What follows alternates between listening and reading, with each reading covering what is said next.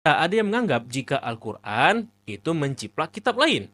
Hal ini teman-teman didasarkan pada premis bahwa agama-agama yang ada di dunia adalah hasil produk budaya, hasil produk yang diciptakan seperti itu, bukan sesuatu yang otentik dan unik.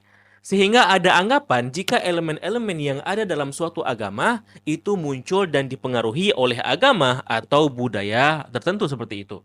Dia tidak dianggap murni, tidak dianggap muncul secara otentik dan unik dengan sendirinya seperti itu. Nah, ini merupakan paradigmanya para orientalis barat sekuler, yang sekuler teman-teman, khususnya mereka yang berasal dari sekolah sejarah agama yang bermula dari Universitas Göttingen Jerman pada abad ke-19.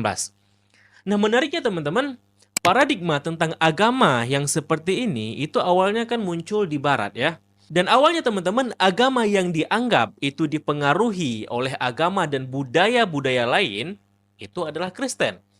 Dan Bible itu juga dianggap kitab yang menjiplak dari legenda-legenda lain, khususnya seperti Yudaisme Helenistik atau Philo.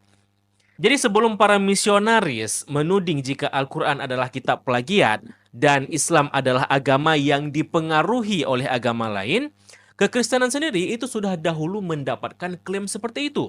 Bukan oleh orang Islam, melainkan oleh para orientalis dan peneliti dari barat sendiri.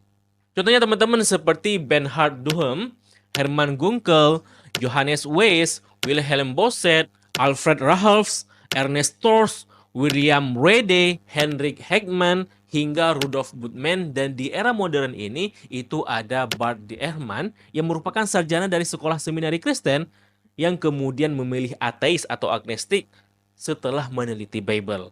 Nah, setelah kekristenan itu diobok-obok sedemikian rupa hingga memunculkan sikap tidak percaya pada keotentikan agama Kristen, sikap tidak percaya kepada agama, khususnya agama Kristen, atau disebut sebagai era Aufklärung atau abad pencerahan, yakni pada abad ke-17 hingga 18. Nah, di abad ke-19 atau awal abad ke-20, mereka kemudian mencoba menggunakan metodologi paradigma yang sama yang mereka gunakan untuk mengupas dan mengobok-ngobok kekristenan untuk juga mengobok-ngobok agama lainnya, yakni agama Islam khususnya, yang ketika itu ada dan mayoritas berada di timur sebagai komunitas proyek riset mereka di universitas mereka seperti itu ya, oleh orientalis.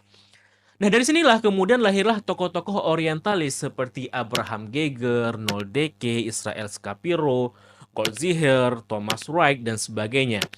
Nah, mereka ini yang kemudian menyusun tesis dan riset yang mengklaim, yang memberikan klaim bahwa Al-Quran itu mengandung narasi-narasi atau ayat-ayat yang diduga diplagiat, dijiplak dari sumber-sumber atau